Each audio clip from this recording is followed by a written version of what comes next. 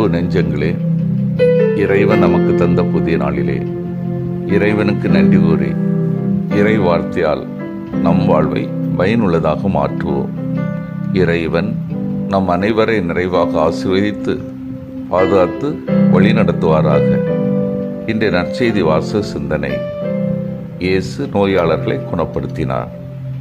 Mark நற்செய்தி நூல் பிரிவு 1, இறை சொற்றொடர்கள் 29 முதல் 39 முடிய. இதன் விளக்கம் அறிவோம். இயேசு தம் இறையாட்சி பணியின் தொடக்க நாட்களில் ஆற்றிய வல்ல செயல்களின் ஒரு தொகுப்பு இங்கே தரப்பட்டுள்ளது. முதலில் பேதுருவின் மாமியாரை இயேசு குணப்படுத்திய நிகழ்ச்சி பல தெளிவான குறிப்புகளுடன் தரப்பட்டுள்ளதை நாம் கவனிக்க வேண்டும். நற்செய்தியாளர் மார்க்குவின் ஊற்று பேதுருவே என்ற ஒரு கருத்து இங்கே வலுப்பெறுகிறது. இயேசுவின் தலைமை சீடரிடமிருந்து பெற்ற இந்த நிகழ்ச்சி இயேசுவின் தொடக்க பணிகளில் ஒன்றாக மார்க்கு பூத்தியுள்ளார். சீமோன், அந்திரேயா ஆகியோரின் வீட்டில் தான் சீமோனுடைய மாமியாரும் இருந்தார் என்று குறிப்பிட்டிருப்பது அன்றைய யூத மக்களிடையே தாய் திருமணமான மகளின் குடும்பத்துடன் வாழ்ந்த முறையை குறிப்பிடலாம். பேய் என்கிற அசுத்த சக்திகள் ஆதிக்கத்தினின்று சற்று முன்பு ஒருவருக்கு விடுதலை கொடுத்த இயேசு இப்போது காய்ச்சல் என்கிற நோயின்று பேதுருவின் மாமியாருக்கு விடுதலை தருகிறார். இது ஓர் அசுத்த சக்தியின் ஆதிக்கமே என்பது யூத மக்களின் கருத்து. ஆனால் இயேசுவின் இறையாட்சி பணியில் மக்களை பாதித்த அனைத்து சக்திகளும் அகல வேண்டும் என்பதுதான் மார்க்குவின் வாதம். இயேசுக்கு தமது சொந்த வல்லமை போதுமானதாக இருந்தது. இங்கும் இயேசுவின் இறையாட்சி தன்மை வெளிப்படுகின்றது. காய்ச்சல் நீங்கி நோய்பட்டிருந்தவர் உடனடியாக அவர்களுக்கு பணிவிடை புரிந்தது இயேசு அளித்த குணம் நிறைவானது என்பதற்கு ஒரு சான்று. இயேசு தமது பணிவாழ்வின் தொடக்கத்தில் ஆற்றிய பணிகள் 2 முதலில் குறிப்பிட்ட மார்க்கு இயேசு பாணியில் இயேசு ஆற்றிய பல்வேறு செயல்கள் பற்றி ஒரு சுருக்கத்தை தருகின்றார்.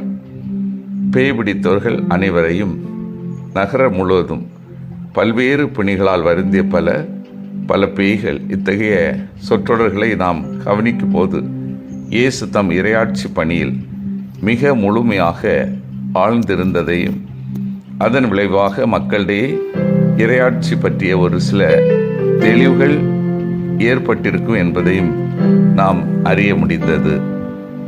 இயேசு விடியற்காலை கருக்கல் இழந்து தனிமையான இடத்திற்கு புறப்பட்டு சென்றார் என்கிற வசனம் இயேசுவின் ஒரு வழக்கமான பாணியை குறிப்பிடுகின்றது என்றுதான் நாம் கருத வேண்டும். அங்கே இறைவனிடம் வேண்டிக் கொண்டிருந்தார் என்கிற செய்தியின் வழியாக தமது வாசகர்களுக்கு இயேசுவின் ஒரு பரிமாணத்தை அளிக்க விரும்புகிறார் மார்க்கு. அதாவது தந்தையோடு தாம் கொண்டிருந்த ஆழ்ந்த உறவில்தான் இயேசுவின் பணிகள் மெருகடைந்தன. இந்த உறவில்தான் இயேசு தொடர்ந்து தன் அதிகாரத்தை பெற்றார். அவர் இறைவனிடம் வேண்டிக் கொண்டிருந்தார் என்ற சொற்றொடரில் இறைவனுக்கும் இயேசுக்கும் இடையே ஒரு நீண்ட அமைதியான ஆக்கப்பூர்வமான வல்லமை தரக்கூடிய உரையாடல் நிகழ்ந்து கொண்டிருந்தது என்று நாம் கருத வேண்டும்.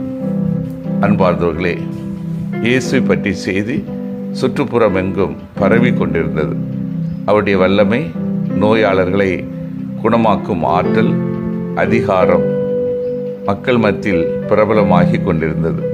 அதை நிச்சயமாக மறைத்து வைக்க முடியாது என்கிற அளவுக்கு மக்கள் இயேசுவை தேடி வர ஆரம்பித்தனர்.